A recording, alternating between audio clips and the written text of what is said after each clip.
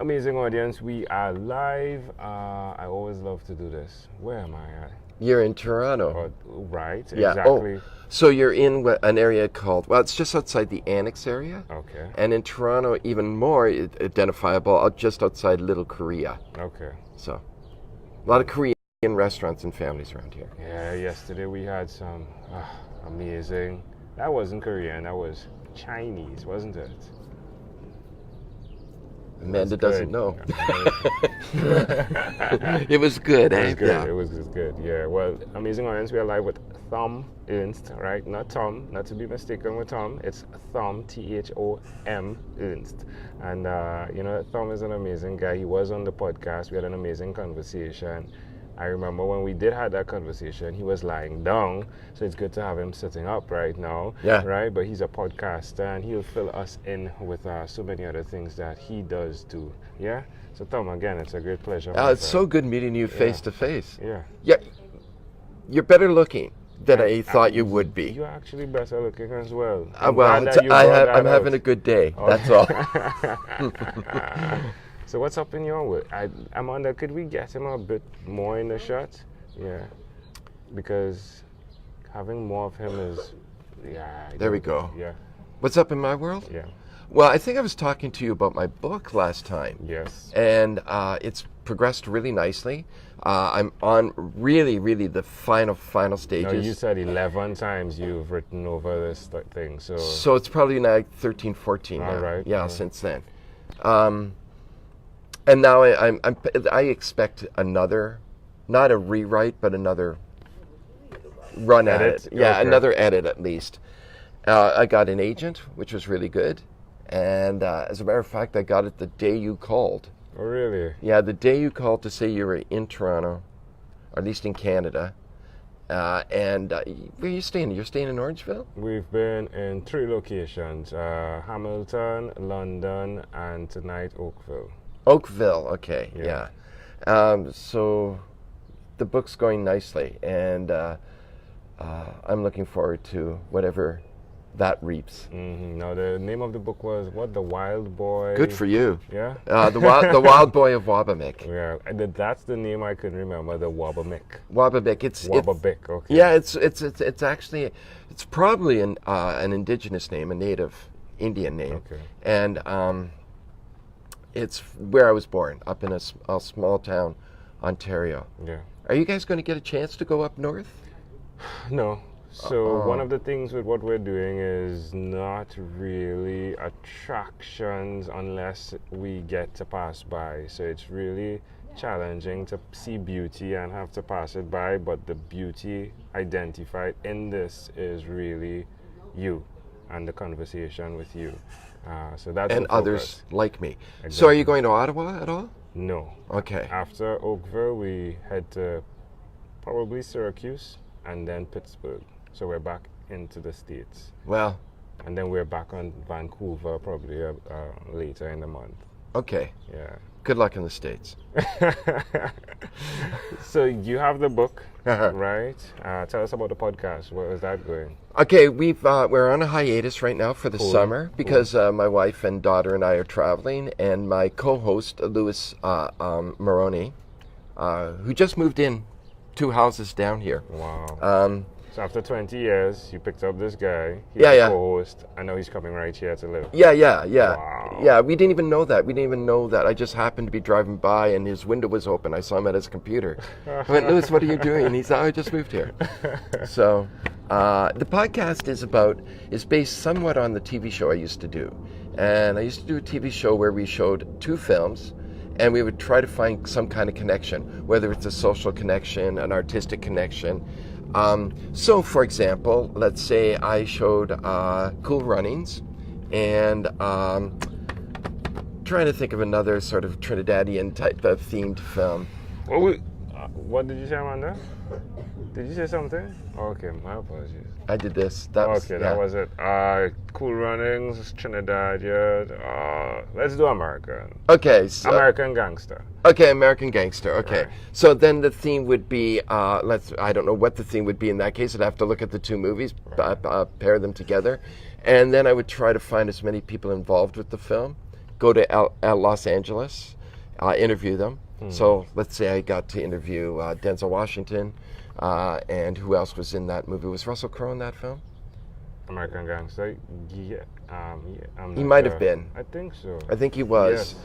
And then I think it was also directed by Ridley Scott. Which is challenging for me. Names are very challenging for me. It's getting more and more challenging for me too. Yeah. The older I get, yeah. I'm in awe. Yeah. That you just did what you did in terms of calling the names. Are you in awe of that? Sorry? Oh, leave it alone. Okay. But yeah, so that's what I did. So now, let's say we invited Amanda Jones on the show, and we asked her to pick her 2 favorite movies, and let's say American Gangster and Cool Runnings were her 2 favorite films. Not even necessarily favorite, just a film that she thinks would make a good double bill. You watch one, you watch the other. And then we asked Amanda questions about the movies, where she saw them, how she felt about them, who she was with, what happened around that time. And then we come up with more and more about Amanda.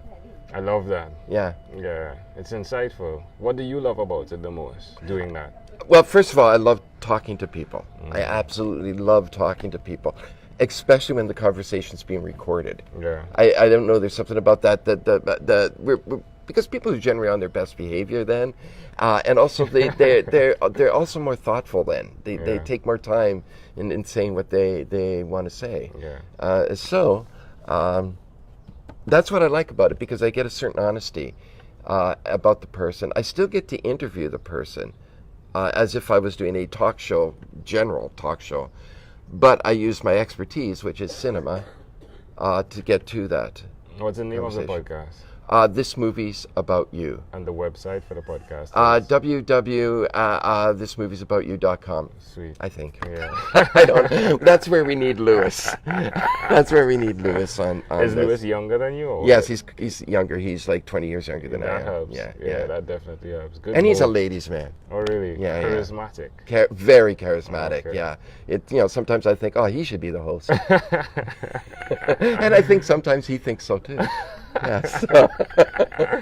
But we make a good team. I could understand why. You were thinking it, right? Mm-hmm. If we unpacked a segment, right, that I call Your Own Unique Real Shoes, I'm not sure what type of shoes. Oh, you're wearing. Okay, Birkenstocks? Yeah, they're kind of like that, yeah. So people see them and they think, oh, wow, nice shoes, right?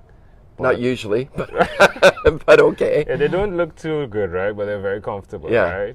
Which speaks to the steps you've walked in them, right? Which speaks to the steps you've walked in life. But they don't see that, right? What is one thing you've been struggling with over the last year? Oh my goodness, finances. Yeah. That's the big one, because I've taken. I have been working as steady as I have been before, because I've been focusing on the book, and the book is probably more important than almost anything else. Yeah. It seems like, I think on the surface it looks like I'm putting my book before my family. Yeah. I'm not. The book is essential to me being a better person, and a better father, and a better husband, and then a better provider. It doesn't look like that now because I'm putting the work in to do that. Yeah. So it's deceiving. So I think finances is certainly the major problem. The other issue I've been dealing with is getting the book done, dealing with the ramifications of getting the book done, because not only is it put us in a financial setback, but it's also a story that not everybody wants me to tell. Yeah. And so there are family members who are hitting back at me, and not even just family members. Some friends have fallen off because of the book. They don't think it's a book that should be told, a story that should be told. Which is an interesting story. Yeah. It is an interesting story, folks. What gives you the inspiration to edit the way you're editing life right now? Edit life? Wow, so it's different than editing my book. Well, it seems as though you are editing Yeah. mind before it even happens. You're creating the story you want to be told. Yeah, interesting. The inspiration, I think more along the lines of What gives me the right to do it, because what gives me the right to do it is that I lived it. So now I can mold it to where I think is. Mostly my daughter is my inspiration for all of this. My wife too. You know, she's a good woman. She works very hard. She has been, prior to meeting me, a woman that is used to luxuries of sorts. So that I would like to, get back to her, and she's been very good about it. And she would like to, stop working and travel, and I'd like to be able to do that for her. But mostly my daughter. So that's my inspiration, to sort of say, okay, I know this. I've edited certain parts of my life. I'm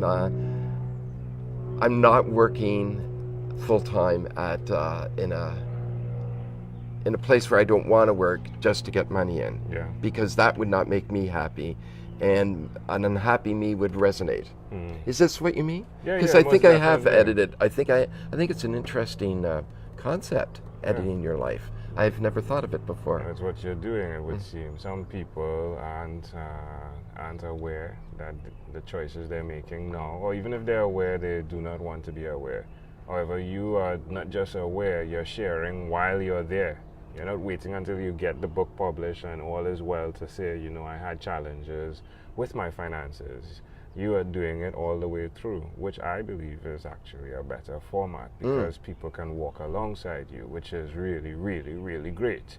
And then you could muster up more strength and accountability to get this thing done. So, I wish you all the best with that, right? And I thank you. I thank you for sharing it, because I as well have my struggles, and individuals that are listening have their struggles. And when they can hear someone who is reaching for a goal and understand that they too have struggles, it inspires them. Right, that's absolutely right. And I think one of the things that helped me is actually reading other people's books on these things and reading about what they went through. I read a book that was so good that I just wondered how this person can be, like how this person could come up with this concept, come up with these ideas, and tell this story that was so beautiful. And then I read a subsequent book that he wrote. This is a Dutch writer. People will know him. He's quite popular now, though I can't remember his name.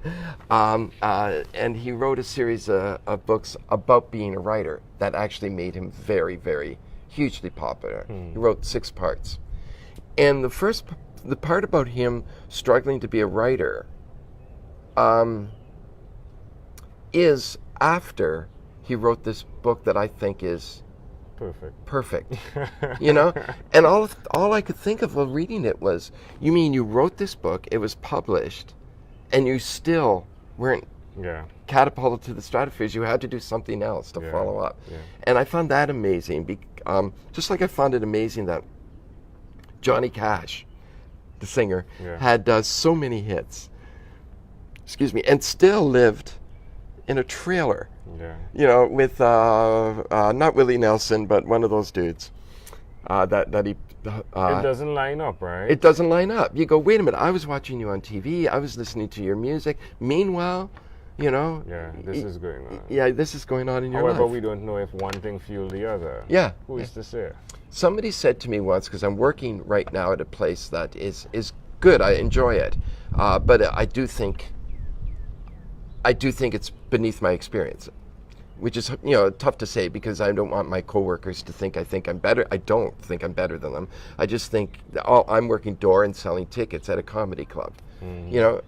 There's challenges in that. It's delightful because I get to see the comedy.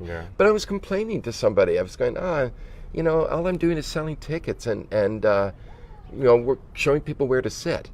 And they went, well, all you're doing is putting in time and experience for your next book. And I thought, that's a good way of looking at it. Which is great. Jerry Seinfeld was a doorman at a comedy club. Who would think? Yeah, before he did stand-up. When you heard that this guy from the Caribbean was coming to see you, what did you think? Well, I was surprised it was happening. I thought, he pulled it off, which I think is fascinating. And I was anxious to meet you. I was expecting a much older person. Okay. Yeah, I don't know why. Maybe because your photos are all done, your pictures are all done as caricatures. Yeah. They're and So, you can make yourself look any way you want to. Yeah. But I saw you down the street. You And and you Amanda. saw me. Yeah. And you knew me. It was Not like, right away, because I was with "Aw." my friend, and I went, I wonder if those are the people that are looking for me. I went, no, they're way too young.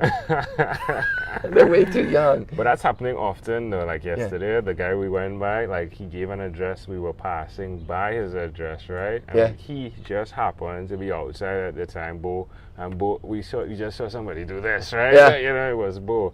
And that was fun though. Like, Yeah. it's like, hey, I know you, right? Yeah. Well, I was walking because I ran out of coffee, so I had to go to the coffee shop, and I thought, oh, I didn't bring my phone.